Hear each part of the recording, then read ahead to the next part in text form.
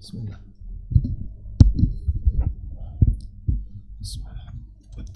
Assalamualaikum warahmatullahi wabarakatuh.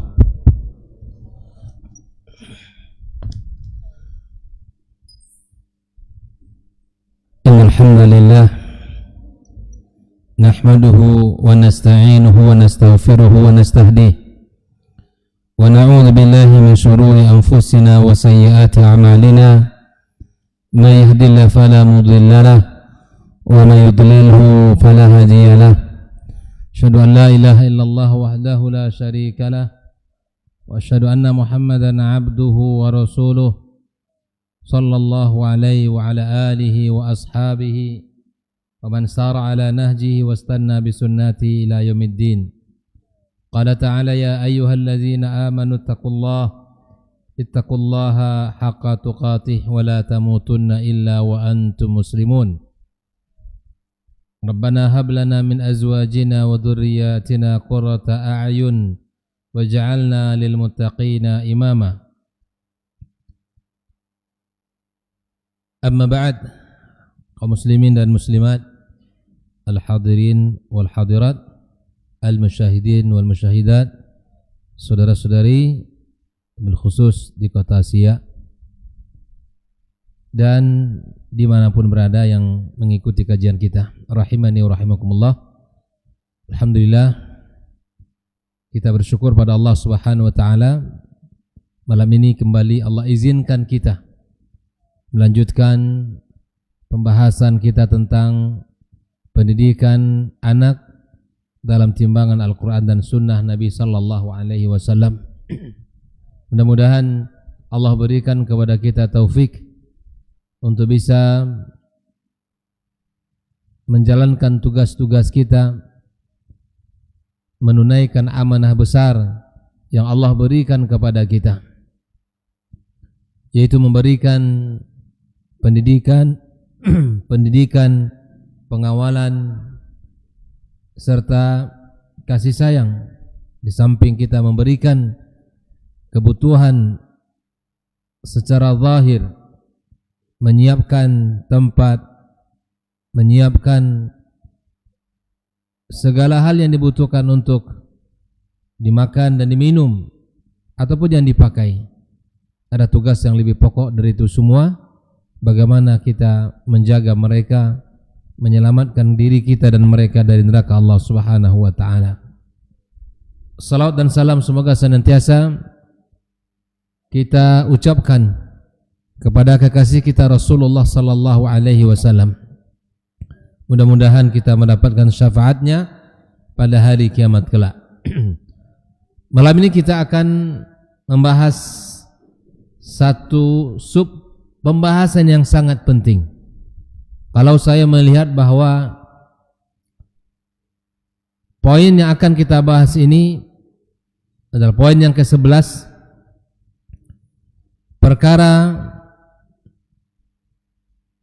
yang disebut di dalam Islam dia adalah sebagai silahul mu'min, yaitu disebut senjata orang-orang beriman, adalah doa. Doa ini adalah salah satu kebaikan, ibadah yang agung, yang memberikan pengaruh kepada proses kita di dalam mendidik anak-anak kita. Apapun yang telah diberikan oleh orang tua kepada anak-anak mereka, memberikan pendidikan, memberikan usaha ikhtiar, mencarikan guru yang terbaik, mencarikan tempat sekolah yang bagus, lingkungan yang selamat, dikawal dari seluruh sisi. Itu adalah salah satu bagian yang sudah kita penuhi. Tapi ada bagian yang juga tidak kalah pentingnya. Di samping kita mencari guru yang terbaik, lingkungan sekolah yang bagus, para guru yang terbaik, semua itu adalah penting. Tapi ada perkara yang juga sangat penting, yaitu mendoakan putra-putri kita. Karena pentingnya doa ini, ikhwafillah rahimani wa rahimakumullah, orang-orang terbaik, para anbiya, para rasul. Allah Subhanahu wa taala abadikan doa-doa mereka. Lantunan-lantunan doa mereka Allah abadikan dalam Al-Qur'anul Karim. Ini menunjukkan bahwa mereka orang-orang terbaik saja berdoa kepada Allah. Yang doa mereka mustajab. Yang mereka hidup dibimbing oleh wahyu. Tapi mereka tidak pernah luput di dalam berdoa kepada Allah untuk anak dan keturunan mereka. Misalnya, atau sebelum kita membahas tentang doa-doa para anbiya, Allah Subhanahu wa taala telah berjanji kepada kita, "Wa idza sa'alaka 'ibadi anni fa inni qarib." Bila mana ada yang bertanya kepada kamu Muhammad tentang aku, kata Allah, katakan fa inni qarib. Sungguh saya sangat dekat. Ujibu da'watad da'i idza da'an. Aku akan kabulkan doa-doa orang yang meminta kepadaku. Mari kita lihat yang pertama, doa ibadur rahman yang Allah abadikan dalam surat Al-Furqan ayat 74. Orang-orang yang disebut dengan ibadur rahman memiliki banyak ciri-ciri, memiliki banyak karakter di dalam surah Al-Furqan ini. Di antara karakter mereka orang-orang ibadur rahman adalah orang yang peduli dengan keluarganya. Orang yang tidak hanya sibuk dengan ibadah sendiri atau juga tidak sibuk dengan ibadah sosialnya, tapi dia juga termasuk orang yang sangat peduli dengan keluarganya. Apa di antara bentuk kepedulian mereka adalah mendoakan dengan doa yang mereka katakan, Rabbana hablana min azwajina wa dhurriyyatina qurrata a'yun waj'alna lil muttaqina imama. Saya nasihatkan untuk diri saya dan kita semua untuk menghafal doa ini. Al-Furqan 74. Saya ulangi doanya, Rabbana hablana min azwajina wa dhurriyyatina qurrata a'yun waj'alna lil muttaqina imama. Di antara ciri ibadur rahman, dia tidak hanya peduli dengan dirinya saja, tidak hanya peduli dengan perkara yang sifatnya zahir saja, atau dia hanya tidak peduli dengan orang-orang di luar sana saja, tapi mereka tidak pernah berhenti melantunkan doa ini, Rabbana hablana min azwajina wa dzurriyyatina qurrata a'yun waj'alna lil muttaqina imama. Ikhwafillah, ana beberapa hari ini menemani masyayikh yang datang dari Arab Saudi, dan mereka ini adalah ahlul Quran. Subhanallah, saya mengambil faedah yang sangat banyak. Saya bila mana duduk dengan mereka, tak pernah lisan itu berhenti berdoa, berzikir, meminta kepada Allah Subhanahu wa taala. Dan setiap kali bertemu dengan saya, dia doakan kebaikan untuk saya dan anak-anak saya. Padahal kita sama-sama. Misalnya saya duduk sini, dia di sana. Bila mana sesuatu kemudian dia menelpon atau ada urusan tertentu, ketemu lagi, subhanallah, didoakannya lagi. Ini pelajaran yang sangat luar biasa yang saya rasakan dalam beberapa hari ini. Artinya dia memberitahu kepada kita bahwa doa tak boleh berhenti. Mungkin kita sudah merasa berdoa banyak ya, tapi subhanallah mungkin terkadang doa itu hanya selepas kita melaksanakan ibadah saja. Mungkin ibadah salat kita, atau mungkin setelah atau di hari Jumat di waktu sore harinya. Yang saya ambil faedah dari beliau, subhanallah, setiap kali bertemu doakan, setiap kali jumpa doakan anak saya.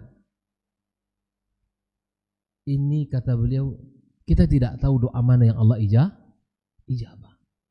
Oleh karena itu ikhwafillah, nasihati li wa lakum jami'an, hadza min qalbi, nasihat dari hati anak sendiri untuk kita semua.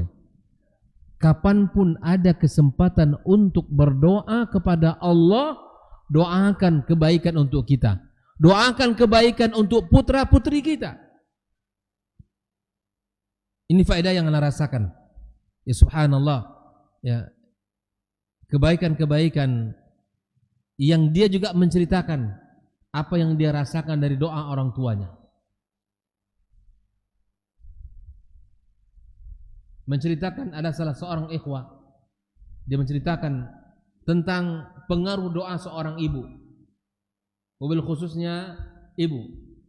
Ada seorang pemuda, sebelum dia mendapatkan hidayah, kehidupan yang tidak teratur, yang barangkali tidak sholat, atau barangkali dia bergadang malam hari, tidak peduli dengan yang namanya kebaikan-kebaikan.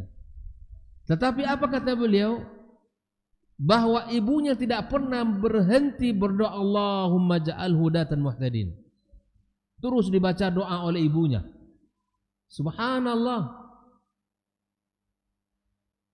Si pemuda ini mendapatkan hidayah Allah Azza wa Jalla, mendapatkan petunjuk Allah, lalu kemudian dia sadar bahwa dirinya telah banyak lalai terhadap agama Allah Subhanahu wa taala. Setelah Allah berikan hidayah dengan ijabah doa orang tuanya, Allah jadikan seorang pemuda yang multazim, yang tidak pernah meninggalkan berjamaah, yang tidak pernah lalai dengan agama ini. Qala hadza min barakati du'ai ummihi lahu. Itu kisah nyata yang diceritakan, yang disampaikan. Ya subhanallah. Terkadang kita merasa menghadapi jalan yang buntu. Terkadang kita merasa menghadapi satu masalah yang sangat berat. Tapi kemudian masalah itu sebetulnya sangat mudah untuk mendapatkan solusinya. Solusinya ada pada apa? Pada doa tadi. Oleh ikhwafillah rahimani wa rahimakumullah, para ibadur rahman, mereka meminta kepada Allah, Rabbana hablana min azwajina, ya Allah, ya Rabb kami, karuniakan kepada kami pasangan-pasangan kami dan keturunan-keturunan kami qurrata a'yun, keturunan yang menyejukkan mata, waj'alna lil muttaqina imama, dan jadikan kami pemimpin bagi orang-orang yang bertakwa. Itu yang pertama. Mari kita lihat doa Abul Anbiya Ibrahim alaihi salam, yad'u li abnaihi wajnubni wa baniya an na'budal asnam.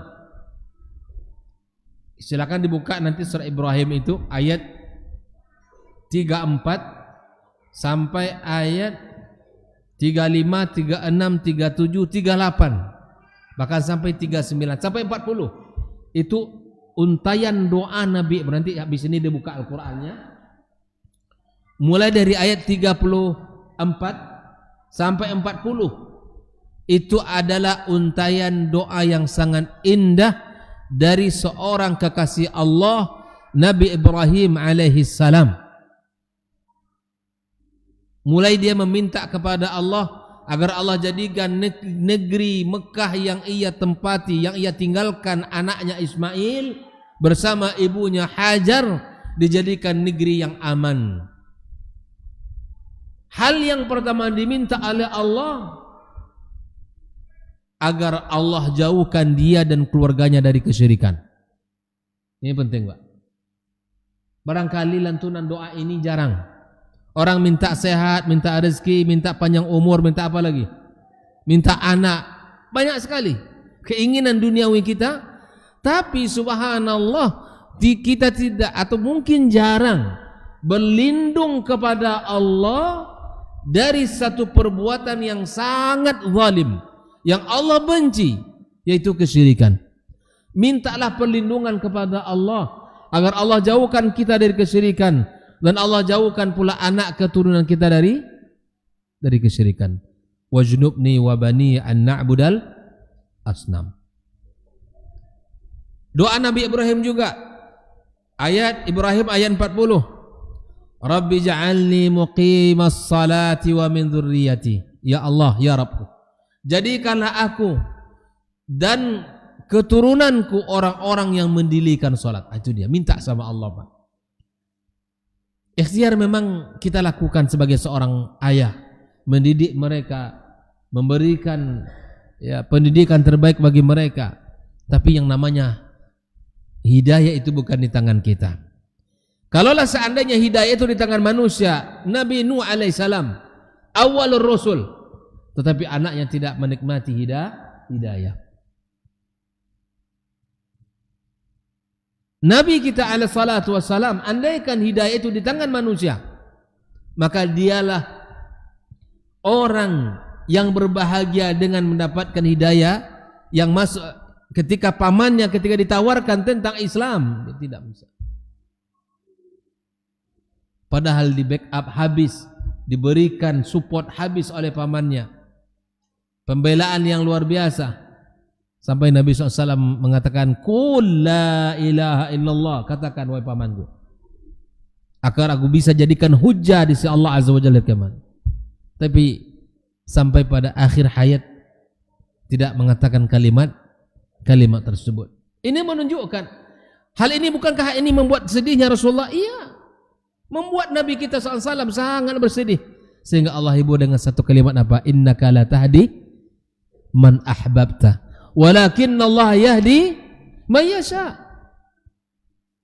Nah, oleh karena itu ikhwafillah rahimani wa rahimakumullah, anak-anak kita ini kita doakan selalu.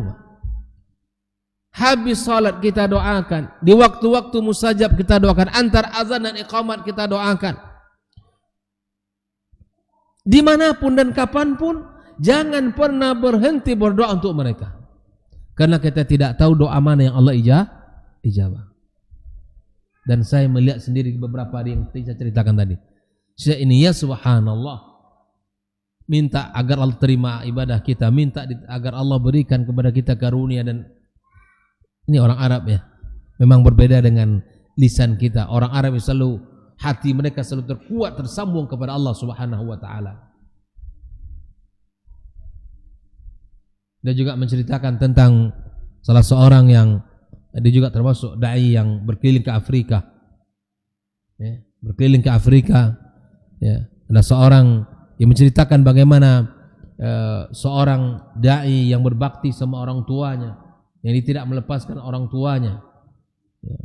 Ya, berkat doa-doa yang sangat indah dari orang tuanya.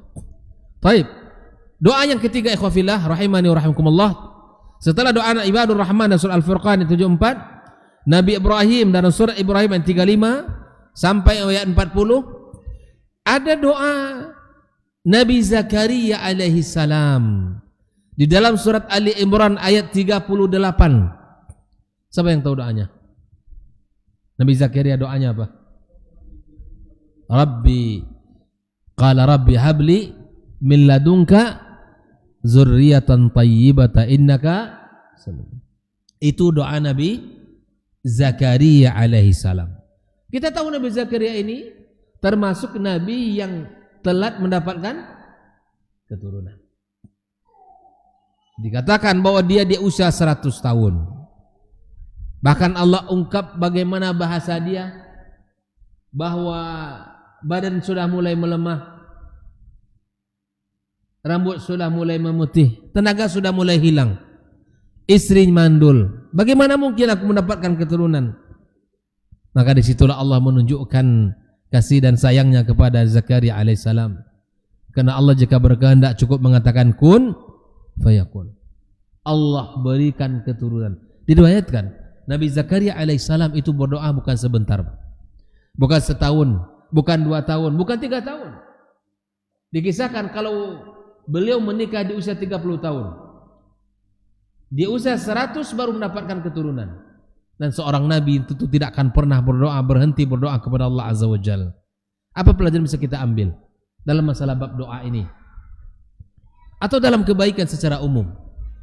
Banyak kita yang bisa memulai kebaikan, mudah kita memulainya, tapi jarang orang yang bisa istiqamah dengan kebaikan itu.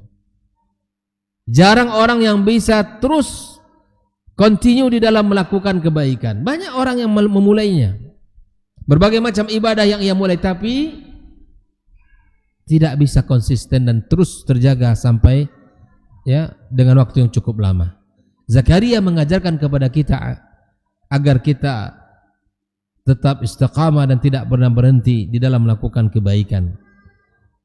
Nah, ini doa Zakaria alaihi salam.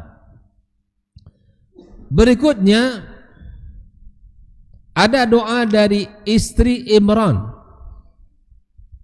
Allah abadikan dalam surat Ali Imran ayat 36. Ini kisah tentu berkaitan dengan Nabi Zakaria tadi ya. Karena ketika lahir putrinya Imran, siapa nama putri Imran? Maryam. Ahsantu. Ayahnya Imran. Ibunya disebut dengan Hanna.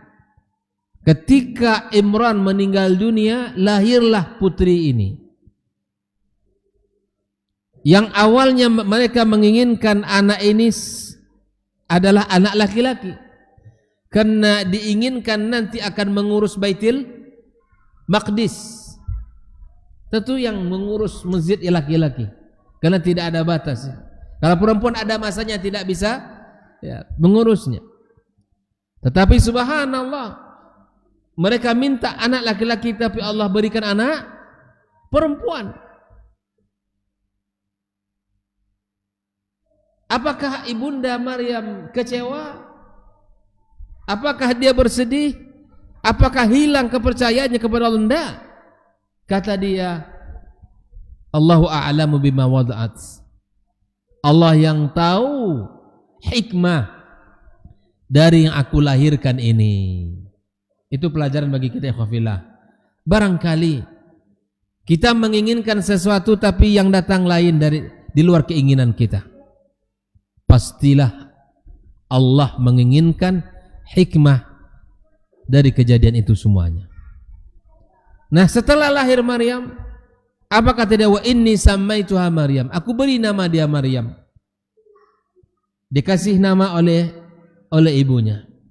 Lalu dia katakan wa inni u'izuha bika wa dzurriyyataha minasyaitonir rajim. Dia minta kepada Allah perlindungan untuk Maryam ini agar Allah jaga dia dari syaitan. Diriwayatkan Maryam ketika lahir, subhanallah, manfaat dari doa sang bunda ini, Maryam termasuk yang tidak menangis. Begitu juga putranya. Siapa putranya? Isa. Subhanallah, yang mereka inginkan anak laki-laki yang diharapkan bisa menjaga Baitul Maqdis, tetapi Allah berkehendak lain. Allah lahirkan anak perempuan. Ternyata dari anak perempuan inilah akan melahirkan seorang, ya Allah. Ini grafiknya Pak. Kalau kita lihat dari ayah yang saleh, ibu yang salehah, lahir anak perempuan yang salehah pula. Dari anak perempuan ini ujiannya tidak ringan Pak. Karena dia melahirkan tanpa punya suami. Begitu beratnya ujian Maryam, begitu beratnya cobaan Maryam, dia mengatakan, ya, dia minta sama Allah agar dilupakan oleh orang semuanya. Tapi Allah hibur dia, Allah yakinkan. Makanya subhanallah, ujiannya sangat berat. Grafiknya naik. Kalau kita buat grafik itu, kesolehan orang tua berpengaruh dengan kesolehan anak. Doa orang tua berpengaruh terhadap kebaikan anak. Makanya subhanallah, setelah dimintakan perlindungan oleh ibunda Maryam untuk dia, Allah jaga dia dan Allah jaga anaknya. Sehingga apa yang terjadi? Maryam mendapatkan nikmat yang di luar perkiraan manusia. Ketika Maryam berada di mihrab, ya, maka kemudian terpilihlah Zakaria menjaganya. Zakaria melihat begitu banyaknya buah-buahan yang ada di sisi Maryam. Buah yang di musim dingin ada, buah musim panas. Dan sebaliknya. Sampai Zakaria bingung dan bertanya kepada Maryam. Apa kata Zakaria? anna laki hadza, dari mana buah ini semua wahai Maryam? Zakaria yang terpilih menjaga Maryam, melindungi Maryam, melanjutkan pendidikan setelah ayahnya tiada. Zakaria bingung, kenapa kok ada makanan sebanyak ini? Saya sebagai penjaga tidak pernah membelinya, tidak pernah menghadiahkan kepadanya. Disinilah perkataan Maryam, qalat huwa min indillah. Ini semua dari Allah. Ini semua dari Allah. Di situ barulah Zakaria semakin bertambah keinginan dia untuk punya anak. Andaikan aku dapatkan ini anak dari biologisnya. Disinilah bertambah semangatnya Zakaria. Makanya Allah kata hunalika. Di mana? Di mihrab itu. Da'a Zakaria rabbah. Disitulah Zakaria berdoa kepada Rabbnya. Doa yang kita baca tadi. Qala rabbi habli min ladunka dzurriyyatan thayyibatan innaka sami'ud du'a. Itulah kisah singkatnya. Bagaimana lahir doa ini diucapkan oleh Zakaria alaihi salam. Makanya ketika kita hadirkan di dalam pendidikan anak kita ini perlindungan kepada Allah, penjagaan dari Allah Azza wa Jal, maka Allah akan hadir bersama kita. Makanya libatkan Allah, Pak, di dalam pendidikan anak kita. Jangan kita merasa hebat. Jangan kita harta saya banyak, uang saya banyak, saya bisa pilih sekolah yang bagus, saya bisa pilih ustaz-ustaz yang bagus. Jangan. Karena itu semua adalah sarana. Yang menentukan adalah Allah Azza wa Jal. Yang memiliki hati anak kita adalah Allah. Maka minta kepada sang pemilik agar Allah berikan hidayah kepadanya, agar Allah berikan kekuatan kepada kita dalam mendidiknya. Allah berikan kesabaran. Allah berikan anak-anak kita ini kemudahan di dalam mendapatkan ilmu. Ikhwafillah rahimani rahimullah. Maka ini pesan-pesan doa yang sangat indah dari Al-Quranul Karim untuk kita semua. Nabi kita alaihi salatu wassalam dicatat dalam sebuah hadis, dia mengucapkan doa untuk kedua cucunya Hasan dan Husain dengan mengatakan u'izukuma. Karena berdua ya. Kalau satu orang apa? U'izuka. Kalau banyak u'izukum. Karena Hasan dan Husain, u'izukuma bi kalimatillahi tammah min kulli syaitanin wahamah wa min kulli ainin lamah. Ini doa yang dibaca Nabi kita SAW. Setiap pagi, Pak, anak kita ketika kita ngantar sekolah, ketika kita menyambut sekolah sore hari, atau ketika dia mungkin pergi main, atau kapanpun, ta'awuzkan anak-anak kita. Kita tidak tahu keadaan-keadaan di sekitar kita. Maka minta kepada Allah perlindungan, penjagaan, Pak, agar Allah jaga mereka, agar Allah lindungi mereka dari gangguan-gangguan syaitan, dari binatang-binatang yang berbisa, dari makhluk-makhluk yang mereka makhluk-makhluk jahat. Kita minta perlindungan kepada Allah Azza wa Jalla. Ikat diri kita selalu kepada Allah, minta kepadanya. Walidhi khafillah rahimani wa rahimakumullah. Wa ya lil asaf, inna katsiran minan nisa wa ba'dul aba badal an yad'u li auladi idza ghadiba da alaihim wa ala dhalika yajib tajannubud du'a alaihim.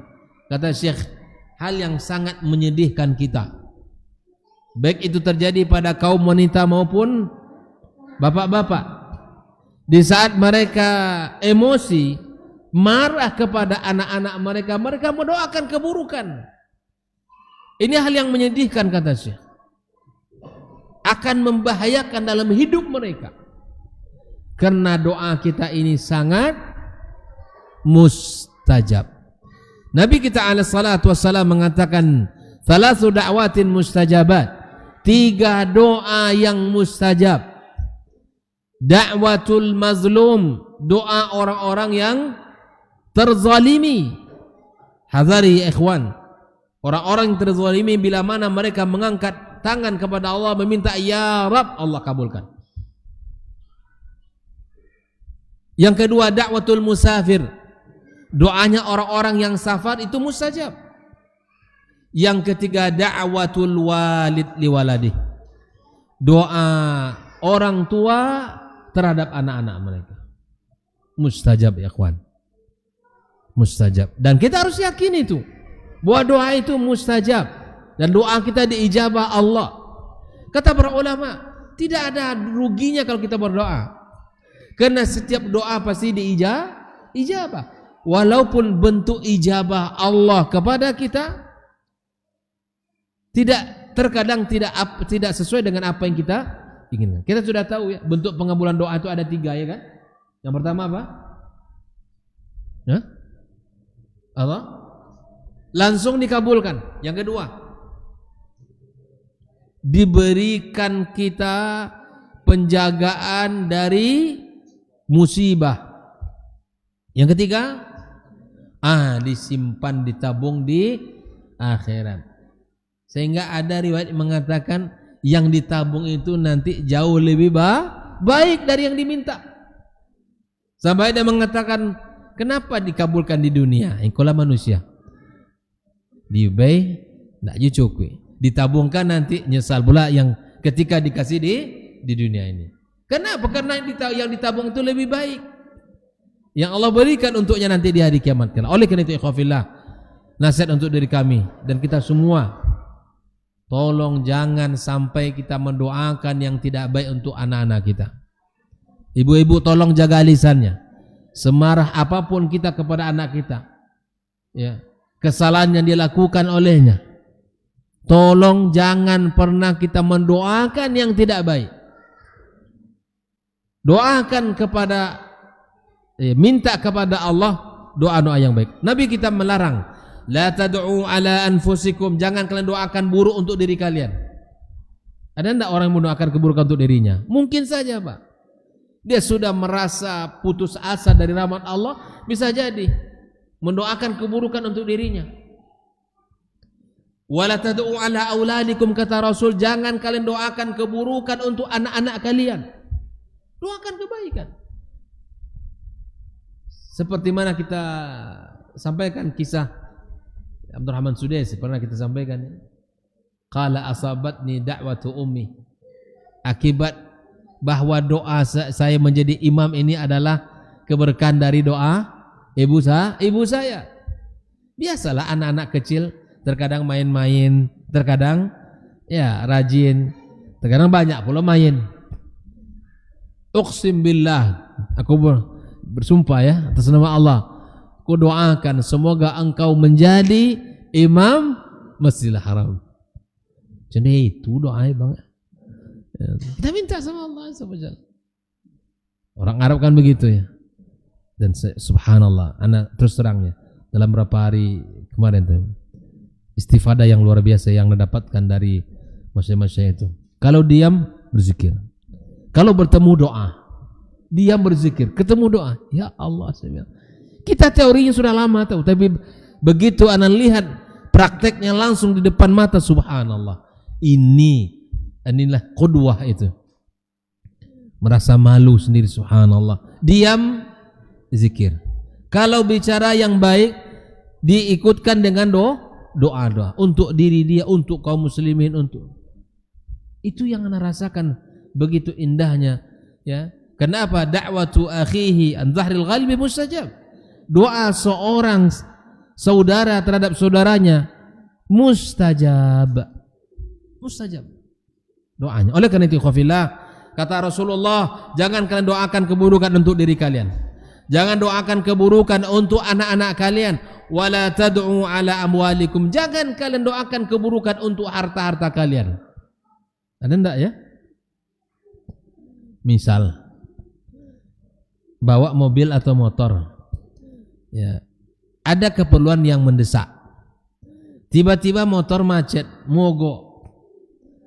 Kita harus sampai di sana jam sekian.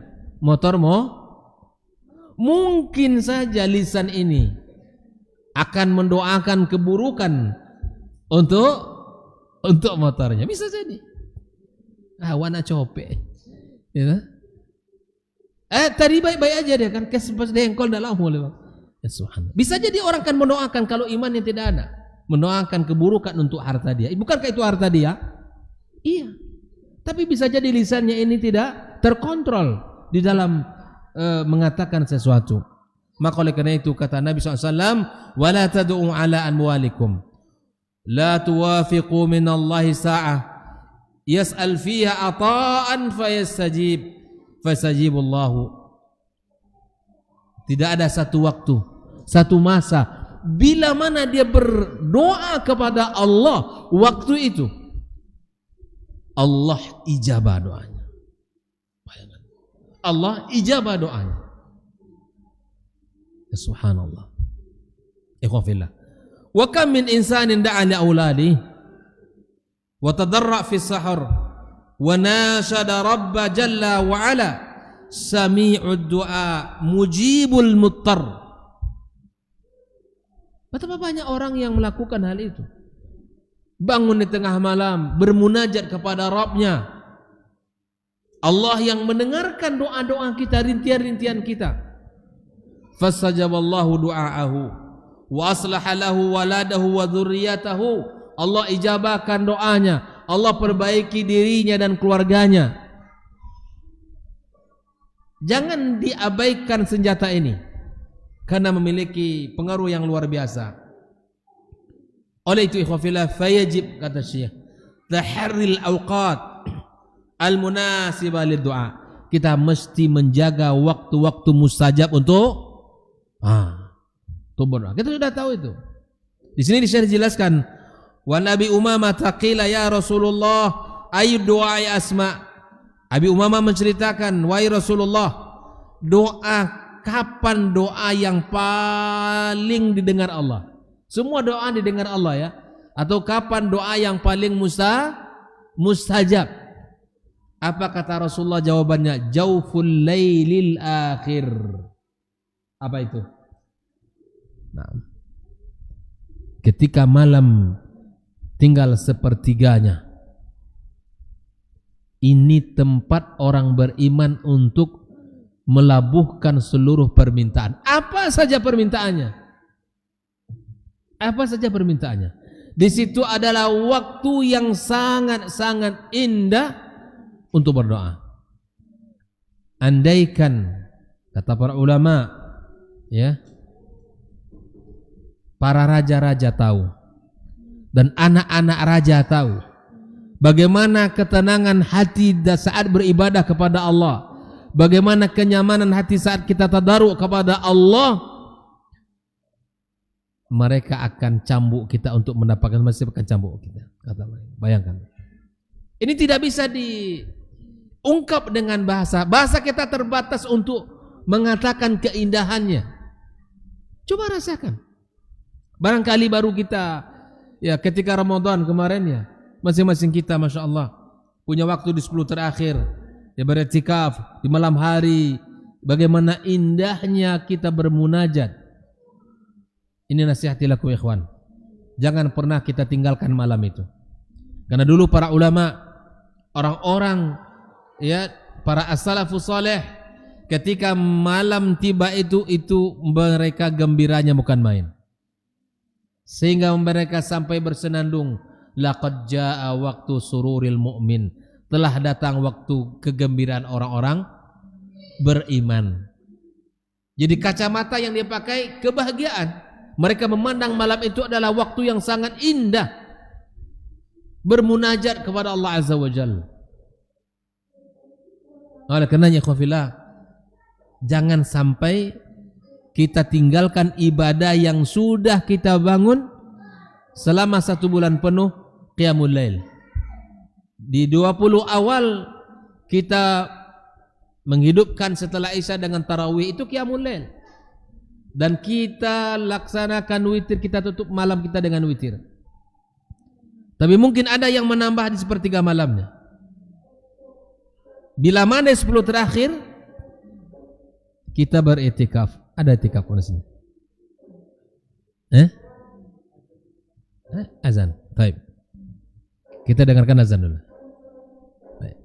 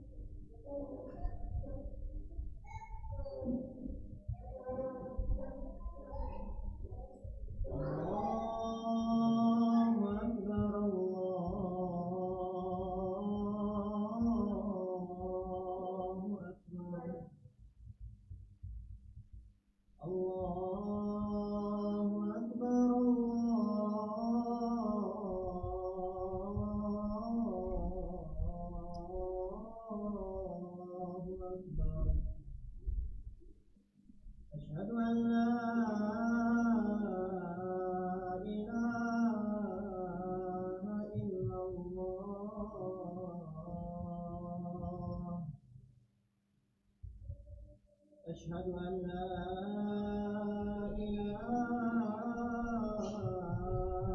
إلا الله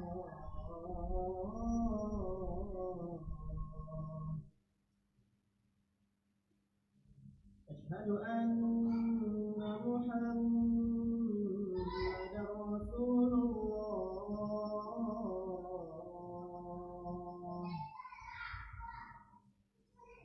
أشهد أن محمدا رسول الله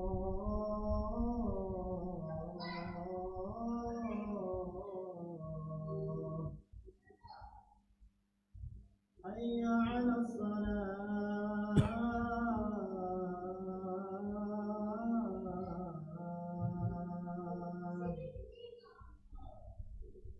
حي على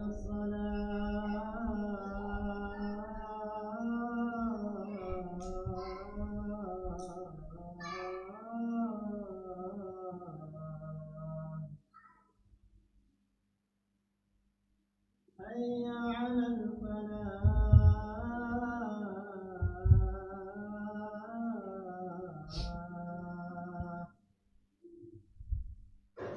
حي على الفلاح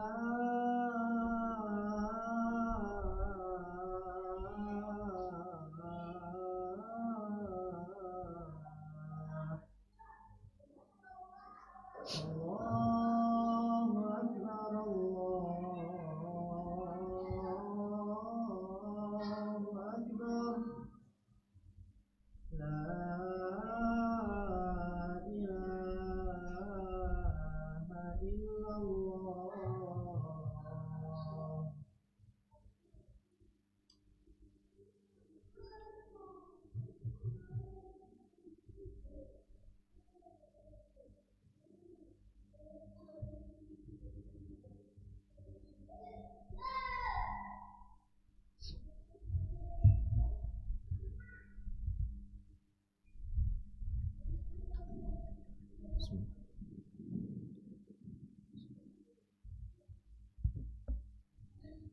Ikhwafillah rahimani wa rahimakumullah. Kita lanjutkan. Jadi terpotong tadi ya. Saya ingatkan diri saya sendiri dan kita semua berjamaah sekalian. 1 bulan penuh kita melaksanakan qiyamul lail. Dan bahkan tidak ada malam kecuali kita salat dan kita tutup dengan witir. Maka di antara bentuk menjaga semangat kita beribadah kepada Allah Azza wa Jalla, kita tetap bersemangat melaksanakan qiyamul lail dan witir di luar bulan suci Ramadan.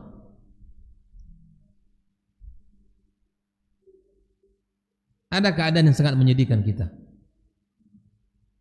Terkadang subhanallah 1 bulan penuh qiyamul lail dan witir Dan malam pertama dia meninggalkannya kapan?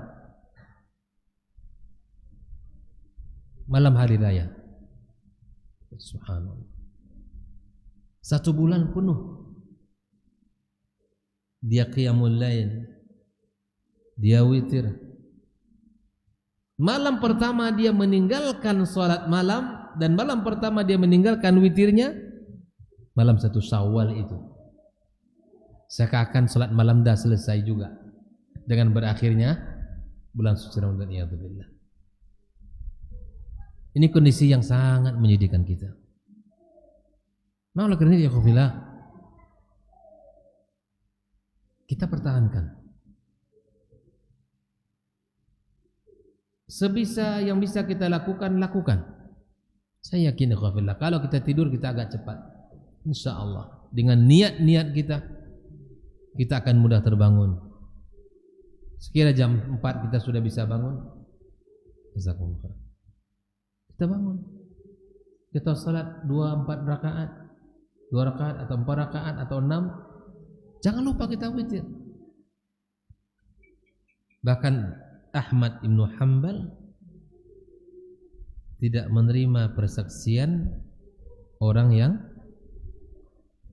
kok menjadi saksi nikah tidak ditimu. Kalau diterapkan cuma itu keawaan dah pada waktu. Kamu witir enggak? Begitu pentingnya witir itu. Bahkan ulama mengatakan salat wajib itu bukan 5. Saking pentingnya witir itu dianggap dia sebagai salat wajib. Berdalil kepada perbuatan Nabi SAW. Nabi tidak pernah meninggalkan witir di saat safar dan muqimnya.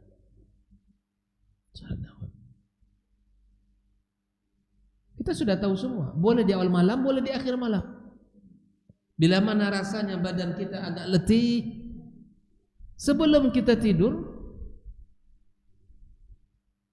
kita ambil air wudhu, salat beberapa rakaat. Jika seandainya nanti kita terbangun di akhir malam, gunakan untuk bermunajat, salat. Berapa rakaat yang bisa kita lakukan, salat. Ini di antara ciri ibadur rahman yang kita sebutkan tadi. Bukan hanya dia rajin beribadah kepada Allah Azza wa Jalla. Oleh karena itu ikhwafillah, mari kita jaga ibadah ini. Kata para ulama, kabattu 20 sanatan fi salatil lail, aku berusaha menjaga salat malam 20 tahun. Baru saya merasakan nikmatnya, mudahnya, lezatnya ibadah qiyamul lail selama 20 tahun berikutnya. Kalau kita tidak memulainya kapan? Kalau kita tidak memulainya salat malam, kapan kita merasakan indahnya salat malam? Kita jaga. Andaikan lelah badan kita di awal malam, bila mana kita insya Allah bisa terbangun, yakin diakhirkan.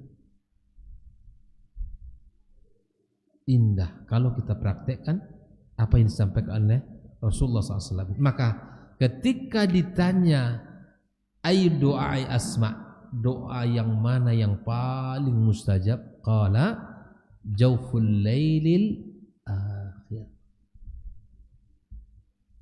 Kalau disebutkan sekarang kok akan dibagikan nanti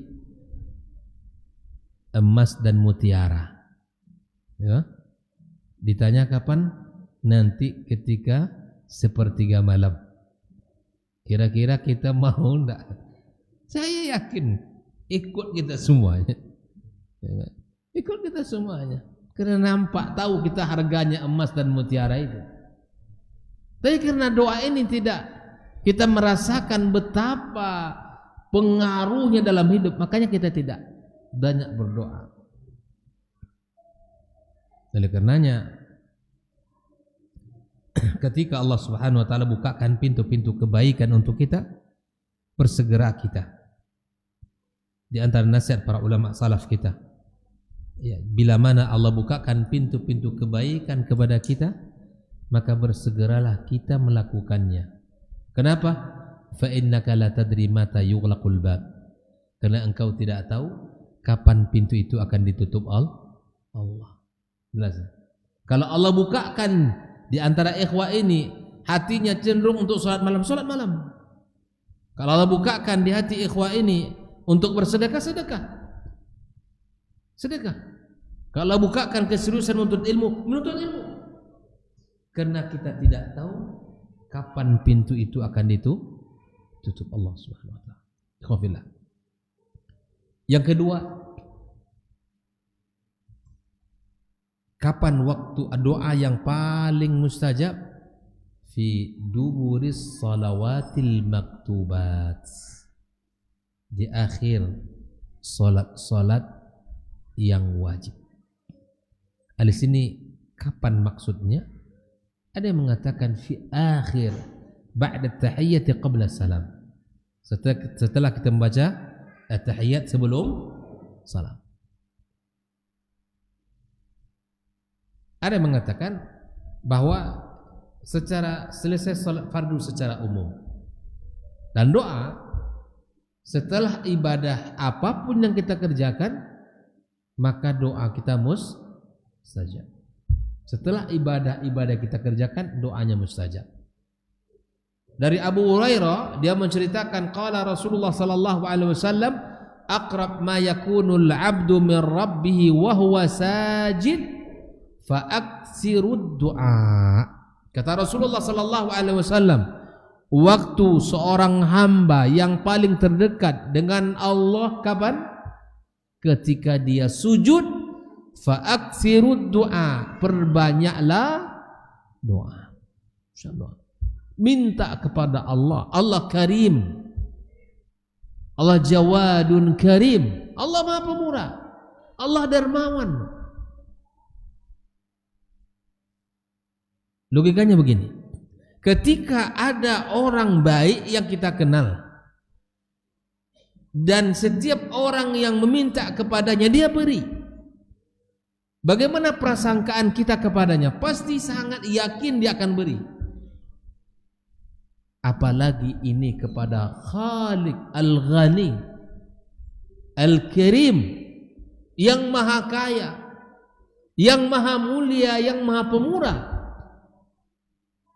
Kata Nabi sallallahu alaihi wasallam, Allah malu bila mana seorang hamba mengangkat tangan ayaruddahu sifral yadaini. Allah malu kepada seorang hamba bila mana hamba itu ya Rabb mengatakan ya Allah, hamba itu kembali dengan tangan hampa. Allah malu. Tapi kita yang memang tidak semangat untuk berdoa kepada Allah Subhanahu wa taala, kita yang memang tidak mau mengetuk pintu itu, kita yang tidak mau menjemput kebaikan itu, maka oleh karena itu ikhwafillah rahimani rahimullah, sebabnya adalah hati kita tidak terlalu terikat dengan Allah Azza wa Jalla. Hati kita tidak terlalu bergantung kepadanya. Oleh karenanya mulai sekarang kita perbanyak doa untuk diri kita dan anak-anak kita. Mulai detik ini kita doakan keluarga kita, kita doakan anak-anak kita. Jangan pernah kita berhenti untuk mendoakan mereka. Walaupun hari ini belum kita nampak apa yang kita minta, doakan saja. Makanya kata Umar bin Khattab radhiyallahu taala anhu, yang menjadi semangat saya adalah berdoa. Saya tidak pernah memikirkan apakah doa saya ini dijabah atau tidak. Yang menjadi semangat saya adalah berdoa. Kenapa? Ketika doa dimintakan kepada Allah, pasti bersamanya adalah al-ijabah. Artinya saya tidak memikirkan doa apa, doa yang ijabah atau tidak, enggak. Yang menjadi kewajiban saya adalah berdoa. Karena ketika saya diilhamkan untuk berdoa, pasti bersama doa itu adalah ijabahnya. Ya kan? Doakan untuk kebaikan kita dan anak keturunan kita.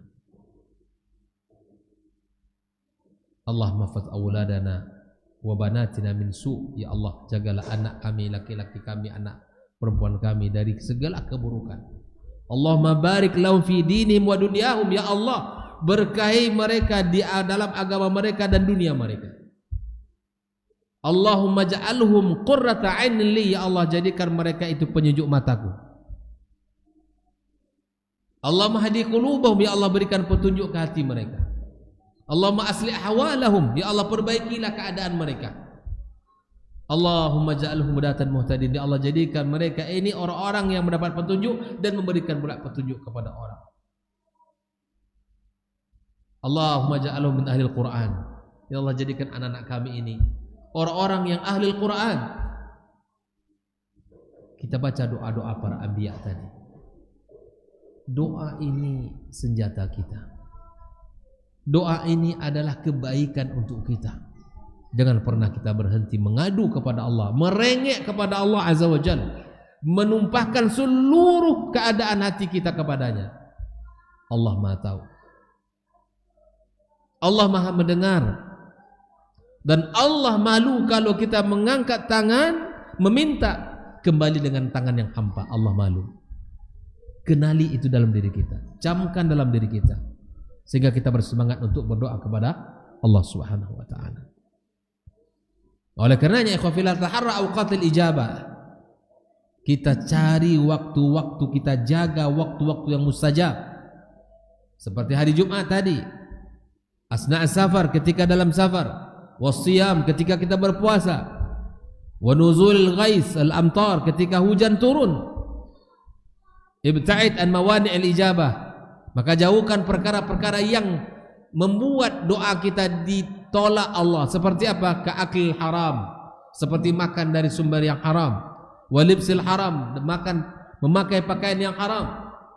Semua itu kita jauhkan, semua itu kita tinggalkan, dan kita kerjakan sesuatu yang bisa membuat kita, doa kita diijabah Allah Subhanahu wa taala. Doa serius kita ikhwan. Kita banyak tahu bagaimana kisah-kisah para ulama, ya. Doa-doa para ulama, doa-doa para ummahat, ibu-ibu mereka, orang tua mereka.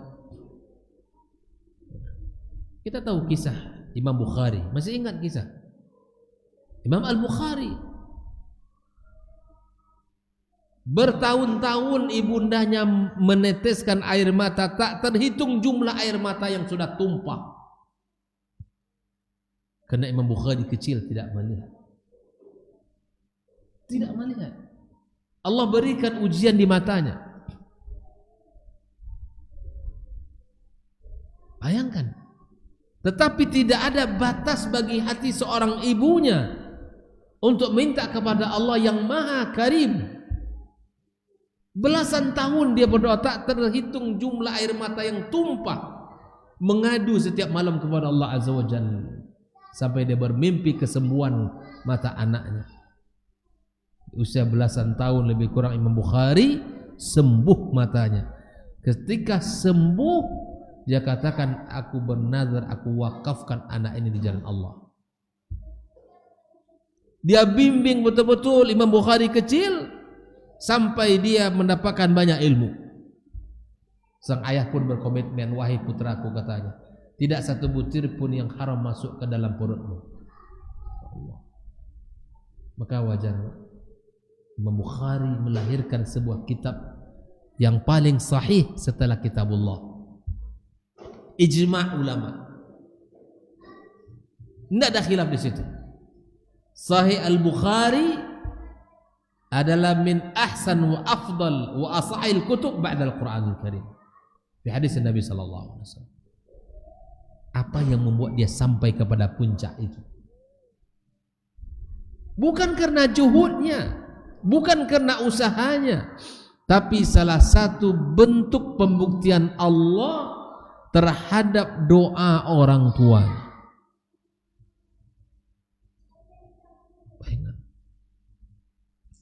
doa orang tua tidak mustahil, ya, tidak mustahil kita juga mendapatkan hal yang sama. tentu dalam bidang-bidang yang berbeda. Doakan untuk putra-putri kita.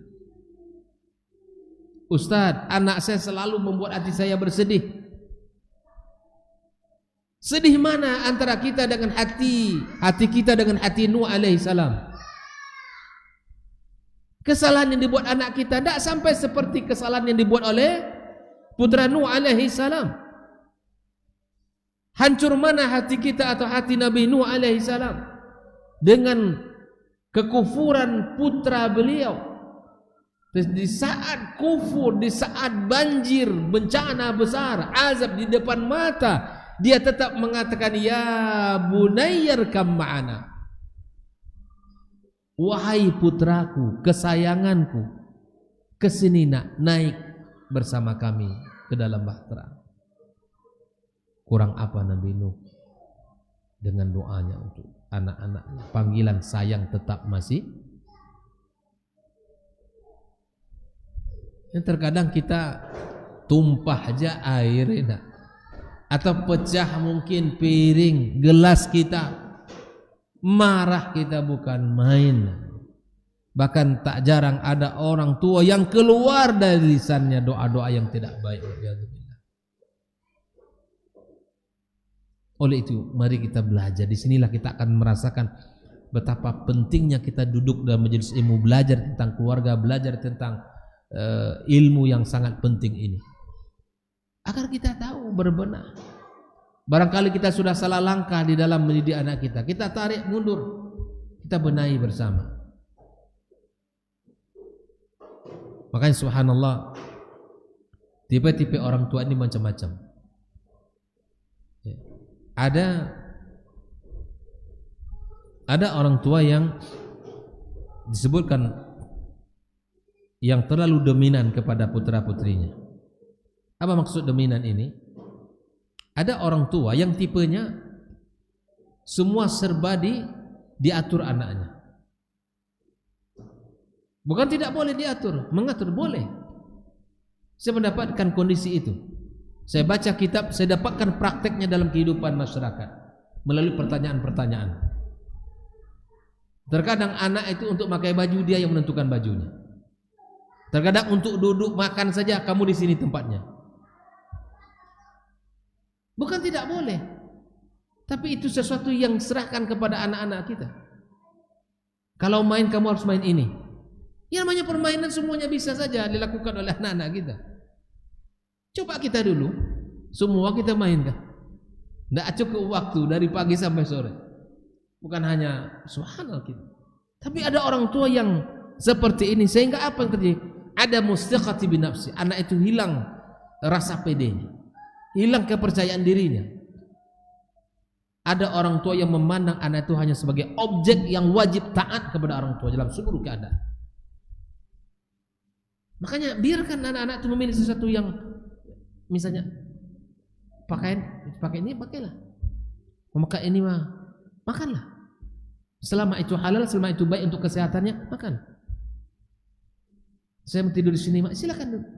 Mau duduk seperti ini di tempat ini, mau tidur di sini, silakan. Itu bab-bab yang mubah, itu dibolehkan.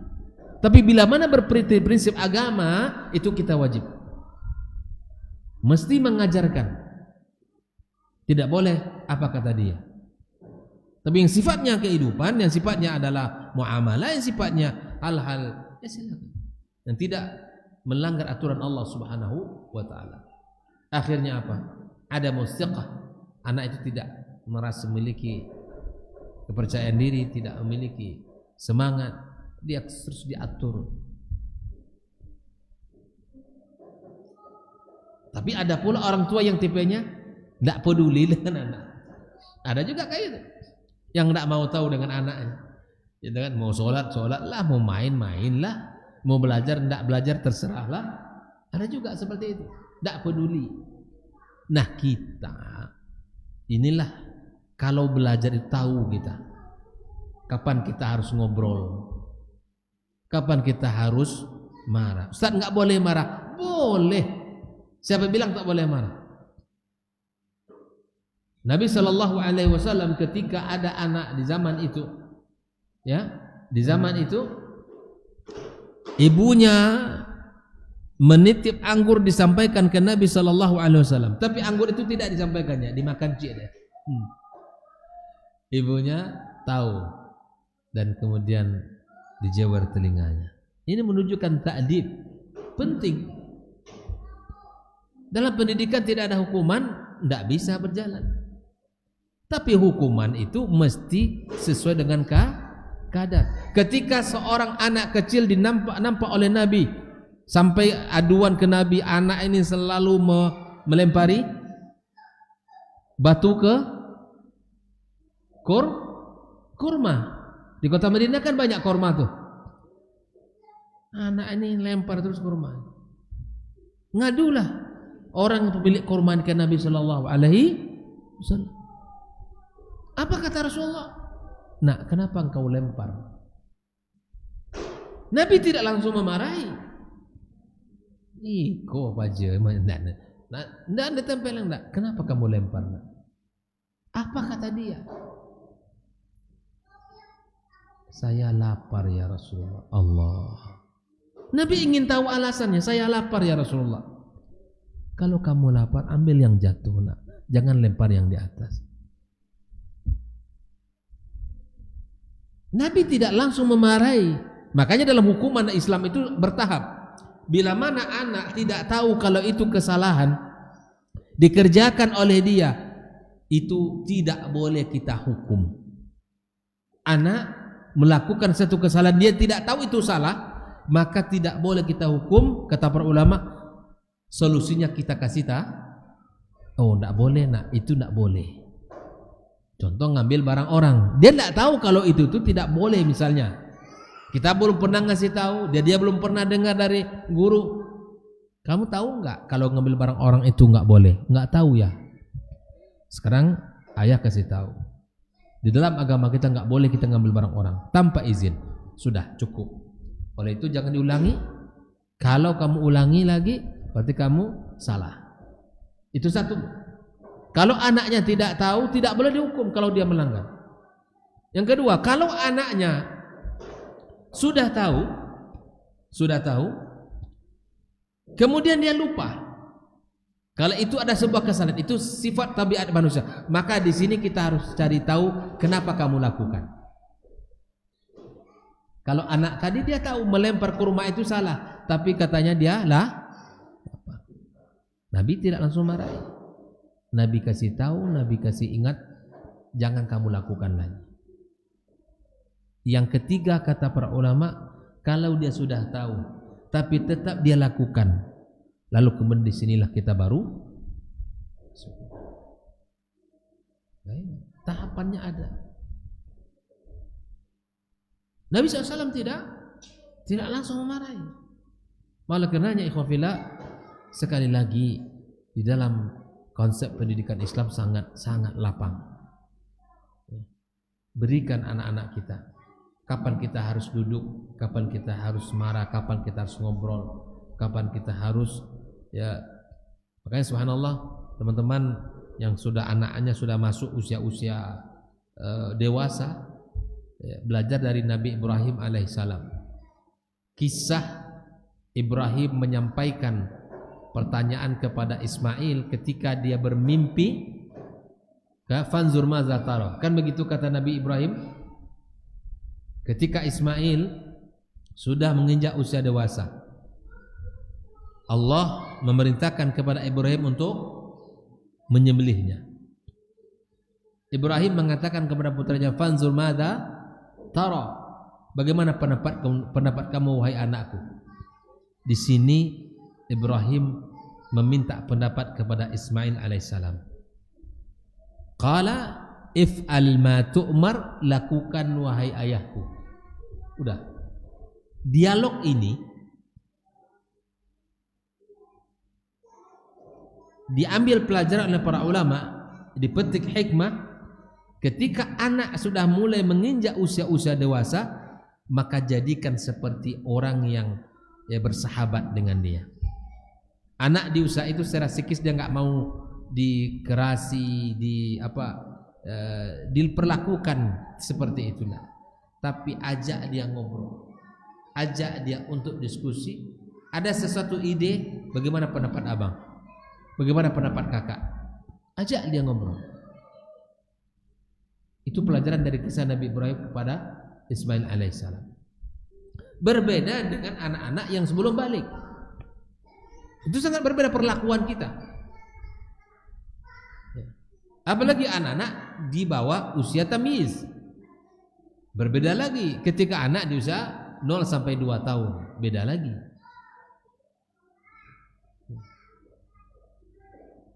Kalau 0 sampai 2 tahun kasih sayang, pelukan, ciuman, ya, kalimat-kalimat hangat selalu dibisikkan ke telinganya. Usia 3, 4, 5, 6 yang paling afdal pendidikan di usia itu adalah qudwah hasanah. Anak di usia itu tidak banyak belajar dengan kata-kata, tapi anak banyak belajar di usia itu dengan sikap dan perilaku kita. Pendidikan yang paling menonjol di usia itu kata para ulama adalah qudwah hasanah. Tapi di usia tamyiz sampai menjelang balik itu nasihat, bimbingan, kata-kata berikut qudwah. Sehingga bahasa yang kita pakai di usia itu kata Rasulullah bahasa perintah. Dalilnya apa? Hadis Nabi SAW, muru auladakum bis salati wa hum abna 7 sinin. Perintah. Tapi di usia balik sudah, itu kita ajak mereka berdialog, ngobrol, cerita. Bisa nggak dipetakan tadi itu? Usia 0 sampai 2 tahun itu kasih sayang, bisikan, ciuman, kehangatan. Itu pendidikannya. 3, 4, 5, 6 qudwah hasanah. Dia tidak banyak belajar dengan kata-kata. Ngomong sampai berbuih pun awak nak. Yang dicontohnya adalah apa yang kita para ulama. Tapi bahasa usia 6, 7, 8, 9 sampai menjelang dia tamyiz, disitulah bimbingan, nasihat, peringatan, nak sholat, nak pakai jilbab, nak semua bahasa perintah. Tapi di usia dia setelah balik, naam, qudwah iya juga, perintah iya juga. Dan ketika kita menyampaikan sesuatu, hendak disampaikan dengan cara dia dialog. Nah, itu konsep pendidikan kita. Ikhwafillah. Oleh karenanya ini penting untuk kita pahami bersama. Baik. Kita lanjutkan atau kita tanya jawab? Kita jawab enggak? Masih ada waktu, Bang? Masih ada waktu. Itulah bunyi pahwi channel. Baik. Kita lanjutkan. Ada tanya enggak? Kita bukalah tanya dulu. Sebelum kita satu orang lah nanya. Kalau ada. Silakan, Bang.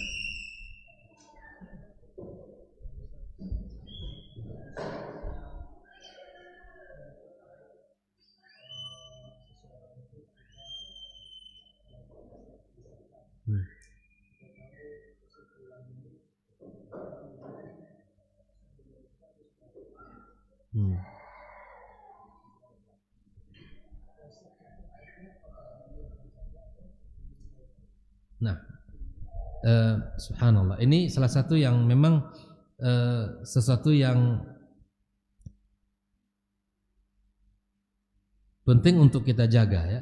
Ketika Allah Subhanahu wa taala menutup aib kita dan dia sudah bertaubat kepada Allah Azza wa Jal, kemudian dia sudah berazam untuk tidak kembali melakukan perbuatan yang buruk itu, maka kita tidak ungkap, kita tidak cerita-ceritakan, itu bukanlah satu kebijakan atau perbuatan yang baik.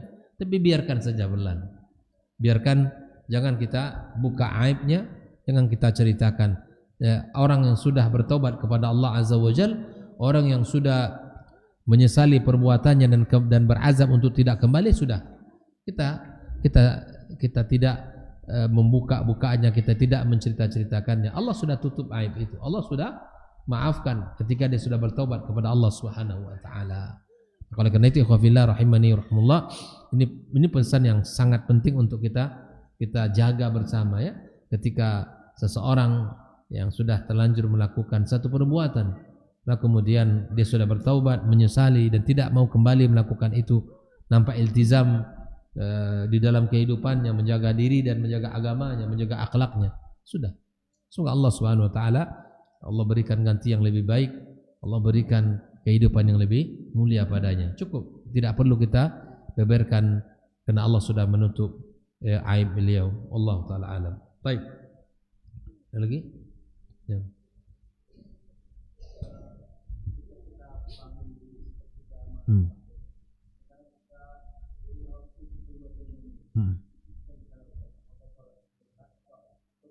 Nah, yang paling afdal ketika waktu singkat itu adalah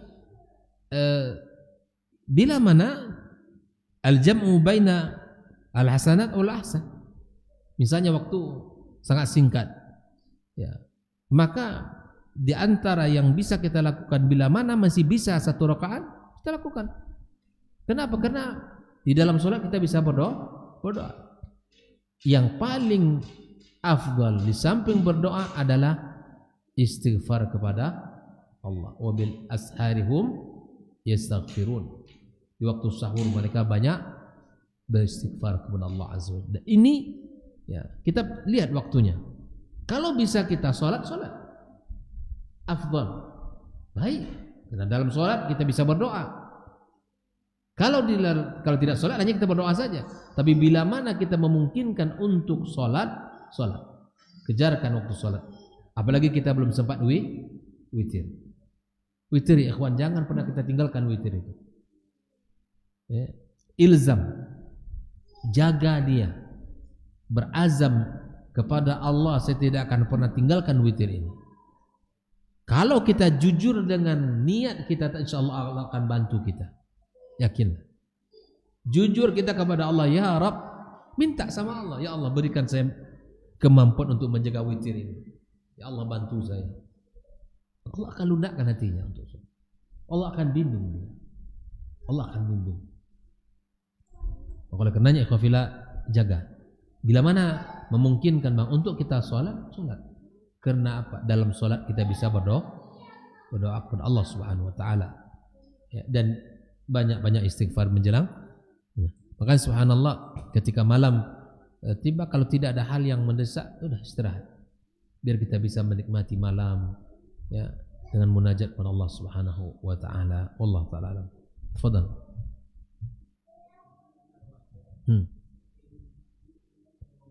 Nah.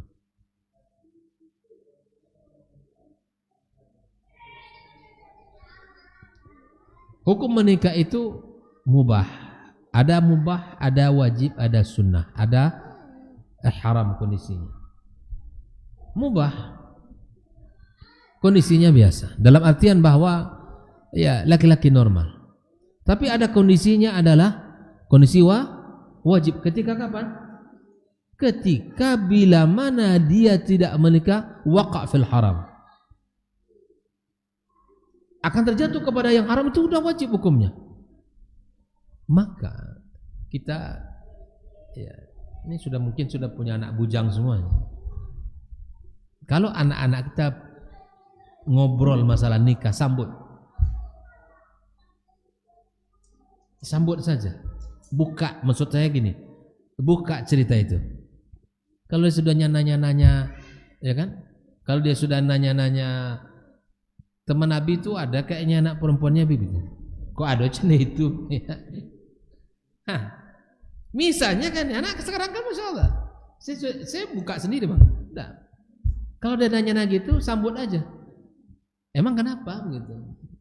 Sudah siap, gitu kan?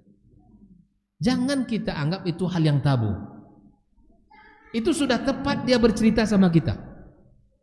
Kalau dia bercerita sama orang lain, mungkin banyak hal yang dia dapat informasi, luruskan, tak masalah. Memang ada. Dulu kan Nabi teman ada itu ada tuh kami kecil kawan. Kalau dia mencari data sudah kita kabarkan. Andaikan sebelum saya jawab itu ada anak-anak remaja, anak muda kita, mulai buka-buka cerita tentang itu, ya tentu dengan kondisi kelas 1 SMP buku cerita itu tidak mungkin. Maksudnya ketika dia mau tamat SMA atau dia masa kuliah, sambut cerita itu. Ya kan? Kalau seandainya hal itu bisa dilakukan, kuliah menikah, maka kumpulkan. Yang paling mengkhawatirkan kita apa? Kehidupan dia, biaya kuliahnya, kehidupan dia, iya kan? Pasti semua kita akan bicara seperti itu normal ya, itu benar itu. Tapi jangan sampai nanti ya keyakinan kita ini menggeser nilai-nilai yang lain. Bukankah anak kita terlahir dengan rezekinya, dia membawa rezekinya? Tak akan dia akan mengurangi rezeki kita, dia akan membawa rezekinya. Terlahir dengan rezekinya, membawa rezekinya masing-masing. Apa kata Allah? Wa ma min dabatin fil ardi illa 'ala Allahi rizquha. Cuman memang rezeki anak kita Allah titipkan kepada kita. Semua orang tua pasti punya pertimbangan tadi. Kamu kuliah dulu nak, kamu belajar dulu nak, nanti kalau kau sudah punya ilmu silakan. Itu juga alasan yang wajar. Tapi bila mana prinsip itu menggeser, nilai-nilai agama akan terlanggar, itu perlu kita dudukkan. Tidak tahan nilainya. Misalnya, ya boleh enggak saya kuliah dan saya nikah? Boleh. Misalnya, lihat kemampuan dia sebagai seorang anak yang barangkali ilmunya cukup belum. Ilmunya sudah cukup belum? Karena sungguh menikah itu ya memang harus memiliki ilmu. Dulu kita kan enggak kayu-kayu, yaudah bang. Ya artinya bahwa semua kita bismillah, dengan izin Allah, Allah bukakan pintu rezeki kita. Tidak ada juga yang memang langsung jadi, langsung toke, ya sudah enggak ya. Enggak, berjuang, rezeki itu akan Allah bukakan. Nah, dalam kondisi wajib misalnya dia sudah harus menikah, ya pertimbangkan. Dan anak termasuk yang memang disuruh belajar. Nah, itu. Tapi ada hikmahnya semuanya. Makanya saya katakan birrul walidain itu melahirkan banyak kebahagiaan. Sirrun najah, kata orang, di antara rahasia keberhasilan itu adalah birrul walidain. Ada nasihat yang sangat saya dapatkan dari masyayikh kemarin itu. Kata dia, akhi fillah, andaikan engkau merasakan hidup ini dalam kesulitan, lakukan dua hal. Kata dia, raji' hisabaka ma'allah. Lihat sejauh mana hubungan kamu dengan Allah. Setelah itu, raji' hisabaka ma'a walidaik. Lihat hubungan kamu dengan orang tuamu. Tidak ada orang yang berbakti di dunia ini, kata dia. Wallahi, katanya, bersumpah di atas nama Allah, kecuali Allah bukakan kemuliaan untuk dia, kesuksesan dunia akhirat. Lihat orang-orang yang sukses itu rata-rata birrul walidainnya sangat tinggi. Itu rahasia, kata dia. Oleh karena itu, bila mana dua pilihan tadi, antara nikah atau kuliah, maka kita sebagai orang tua, kita buka, kita sambut keinginan dia, kita dengarkan bagaimana rencana kamu. Kalau anak kita laki-laki misalnya, tentu dia sebagai seorang laki-laki akan bertanggung jawab, kita dengarkan. Dan boleh kok. Artinya kita orang tua dalam kondisi berpunya, anak kita mau menikah dengan tujuan menjaga diri dan agamanya, enggak terlarang kita untuk mensupport dia sampai dia selesai kuliah, enggak ada masalah. Enggak salah. Kalau Ustaz Dasman bilang, kalaupun mertua kamu enggak kuliah, saya bayarin. Coba seperti itulah kira-kira. Artinya tidak ada terlarang untuk kita untuk berbuat ihsan kepada kamu mau kuliah, istri kamu mau kuliah, sampai mertua kamu mau kuliah. Tapi anak-anak jadi nikah tergantung orang. Kalau karenanya kita buka ruang diskusi itu, terkadang kan orang tidak sama keadaannya. Ya. Kalau memang dia masih bisa belajar. Tapi kalau memang sudah bisa dikumpulkan kedua-duanya, lakukan itu. Cemaiwan misalnya, bisa sanggup anaknya nikah, anaknya kuliah, tidak salah. Lakukan itu.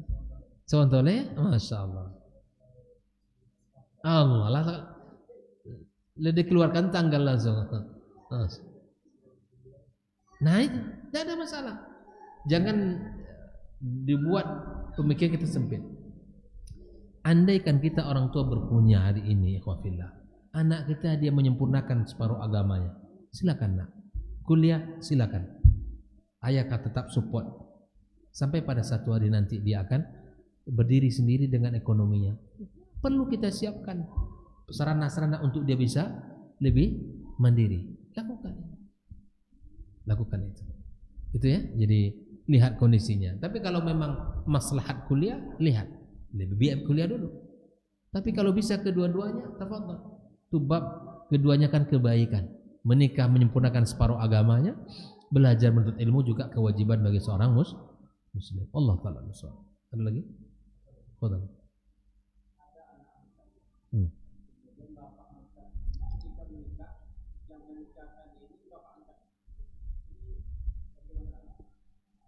Anak perempuan kan? Iya, tidak boleh. Selama ada ayahnya, ayah kandungnya. Ada enggak? Anak angkat yang diangkat tidak boleh bapak angkat menjadi wali pernikahan karena bukan anak biologisnya. Maka dia tetap mencari ayah kandungnya.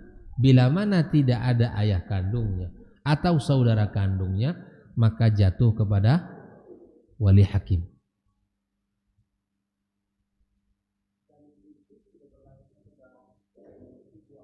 Ini subhanallah terjadi sudah ya.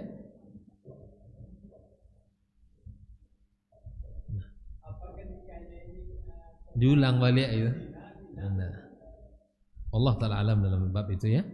Tapi maka sebaiknya dengan kondisi seperti itu maka dikembalikan kepada hakim. Kan bila seandainya ya, lakukan satu hal kemudian lakukan. Dan memang subhanallah di kita ini terkadang karena malu ya, itu tidak boleh. Kecuali anak ini misalnya dalam kondisi yang subhanallah anak ini diangkat dan dia tidak punya anak sama sekali. Nah, kalau seandainya seperti itu kondisinya maka ya, dikembalikan ke hakim. Sebaiknya dikembalikan ke Allah Ta'ala Nusawab. Dan memang terkadang banyak masyarakat kita untuk menutupi kekurangan dia memanipulasi seperti itu. Termasuk anak angkat nggak boleh kita katakan dia bin kita. Orang tuanya PNS, ya kan? Ayah PNS, nggak punya anak misalnya nih. Nah, masukkan ke ampera gaji itu maksudnya tadi itu. Itu banyak itu. Dengan mengatakan anak dia di dalam kakak dimasukin binnya dia, ayahnya dia. Kalau anak angkat ini hanya dalam tujuan adalah untuk menjaga, membesarkan, mengasuh boleh. Ayah angkat dalam makna mengasuh, mendidik, tapi bukan menisbatkan itu kepada nasab. Itu yang tidak dibenarkan. Itu tidak dibenarkan dalam agama kita. Tapi pengasuhan boleh. Anak saudara kita, anak abang kita, adik kita, keluarga kita yang tidak mendapatkan pendidikan yang seutuhnya karena kondisi orang tua atau mungkin karena kematian dari salah satu dari orang tuanya, anak ini dikhawatirkan terlantar, kita sebagai saudara mengambil itu dibolehkan dalam makna pengasuhan, memberikan pendidikan yang layak dan utuh. Baik, satu lagi mungkin ada kita tutup. Ada?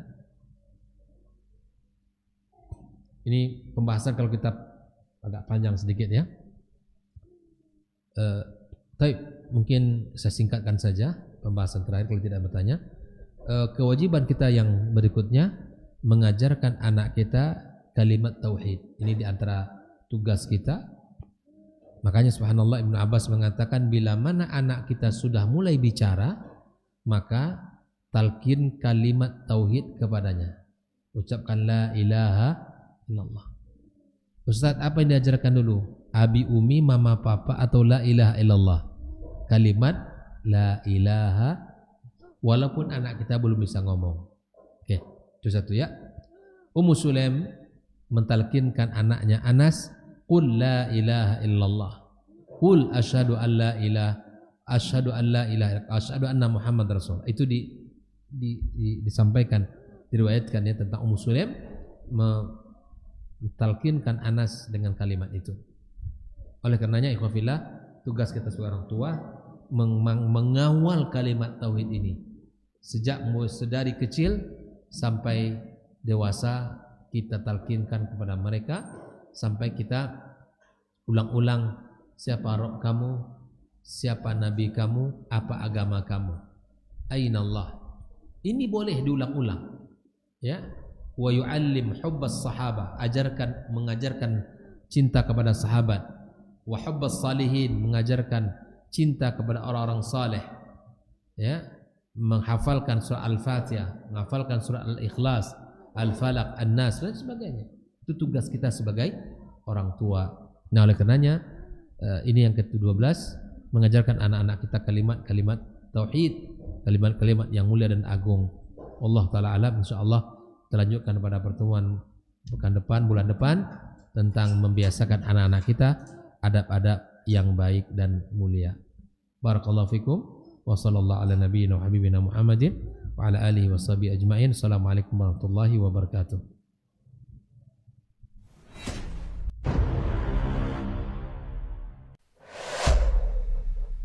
Dunia dan seisinya ini bagi Allah tak sama nilainya dengan sebelah sayap lalat. Barang siapa yang beramal untuk akhiratnya, Allah akan cukupkan baginya urusan dunia. Sayati zamanun 'alan nasi as-sabiru fihim qalqabit al-jamarah. Akan ada satu masa di akhir zaman yang berpegang teguh dengan agamanya seperti orang yang sedang memegang bara